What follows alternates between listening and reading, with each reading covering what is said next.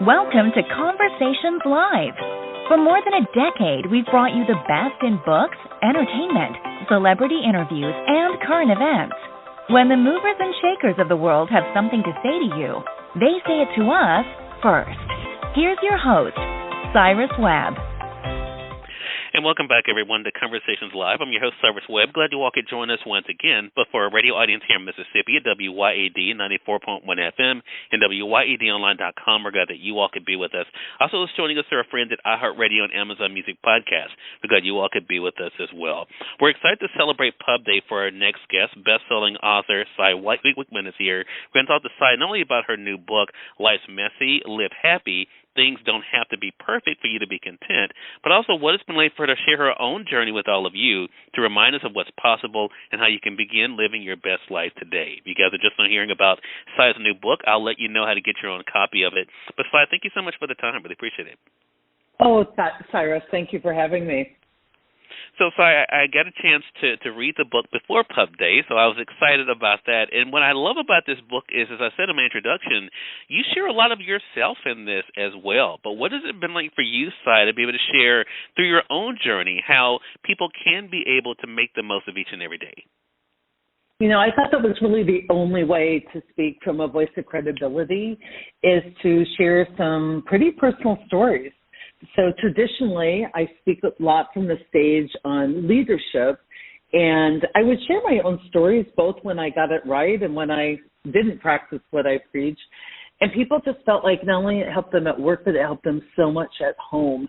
And so I would tell you writing this book was my hardest to write because I had to really reflect and understand, while I've been through some tough things, what was the lesson or the strategy or the philosophy I could pass along to others so that in spite of circumstances, people can stay content, can move more skillfully through what I call the mess. Yeah. And I think, too, knowing that we're not expected to always get it right. So I have to say, when I was reading this book, a couple of things stood out to me. One, even in the personal things, I lost my grandmother 8 years ago in death, and one of the things that you share in the book is one of the things that I really related to so much. You're talking to your son about death and being able to say, you know, about the grandmother dying and him saying, you know, I was just getting to know her. I think, you know, so many times in life it kind of reminds us of, you know, really how precious life is, and then how we don't have to sweat the small stuff. Did that kind of help you also with perspective, Cy, in realizing that even though something may seem tremendous at the time, in relation to everything else, it really is something we can deal with? It really is. And I think not only something we can deal with, but it's such a fact of life that we need to get pretty, you know, skilled in saying goodbye. And it was my mom that was passing, and my little boy asked, he was 5 at the time, he said, you know, is Grandma going to die? And I said, you know, yeah, she is. And he said, oh my gosh, I'm sad, I'm not done knowing her yet. And I also talk a lot in the book about some words that have meaning in my life, and one of them is called, you know, is the word enough. And I got really focused as I moved through death of a friend and of other people, like, what legacy do I want to leave? What perspective do I want to take? And I decided for myself, and I told the story, that I want people to be absolutely confident that they are enough. I want to love them so well that they are clear that no matter what's going on in their lives, they themselves are enough and can feel really confident in that. But I just really, you know, for me, I want to pay attention to the minutes I have so that, as people are saying goodbye to me in whatever way that happens, that they can really be confident that what I left with them was, you know, security, that they were well loved. And so you even share your own reflections. Speaking of words, two of the words that really stand out to me in the book as well are and yes. And you say this in the book, for those who have the hardcover copy on page 68, and to the rescue. I combine yes plus and, which opens me to possibilities without feeling like I have to take them all on. And I love that because, as you share in the book, that two things can be true at the same time, right? I mean, it made me think again of my own life in art school. I was very unsure of myself, even though people would tell me about the gift I had when it came to art. And my art teacher signed my yearbook in my senior year and says, "You are greatness in the works." And I kept that and I reflected on that because I realized she was saying, of course I wasn't there yet, but that I was headed in the right direction. And I love the fact that you even share experiences like that about your own family and words from them. Talk to us about what you want our audience to know about that even as they're dealing with things, they don't have to agree with everything that happens in family or life, but how they can be able to still move forward and realize what they can still do and what they do have. Yeah, so much is still possible. You know, my mom used to say to me, we were just talking about her as she passed, she used to say, "Cy, you are perfect, and you could stand some improvement."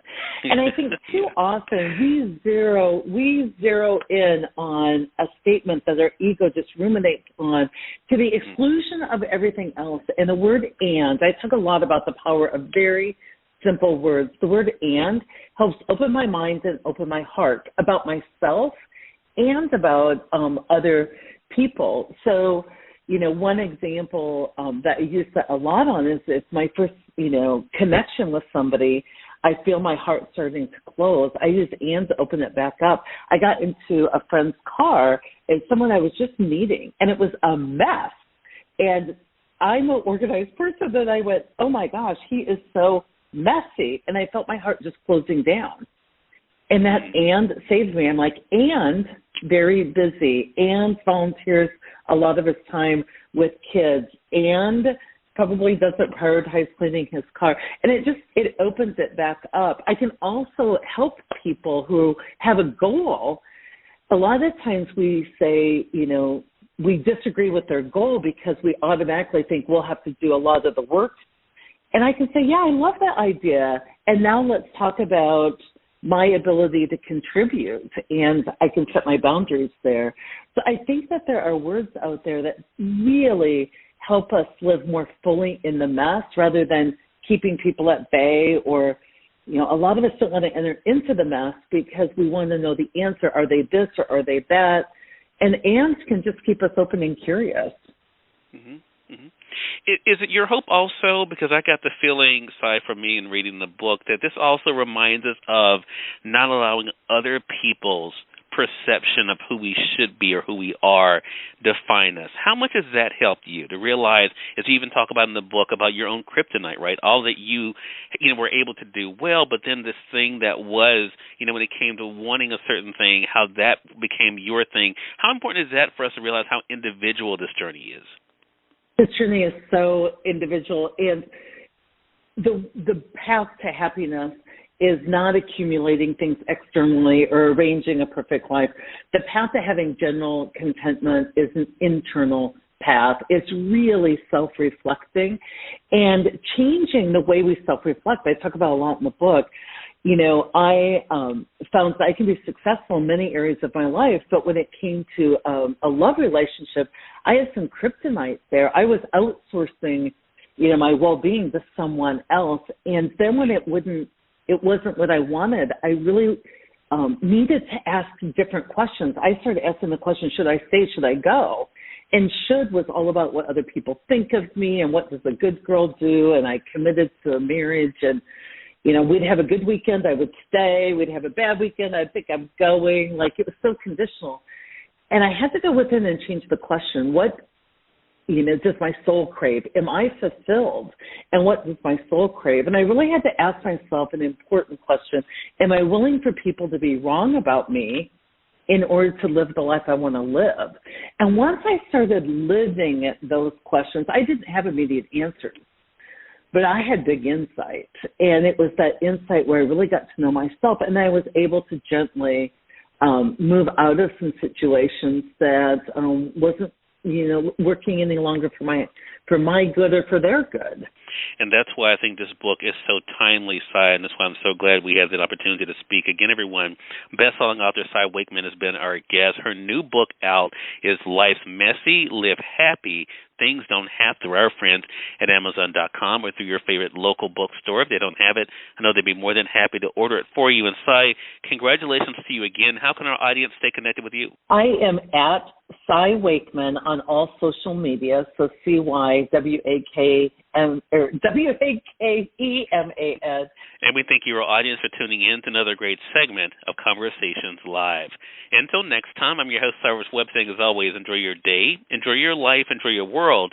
Thank you all for choosing Conversations Live. Now let's go make today amazing. Take care.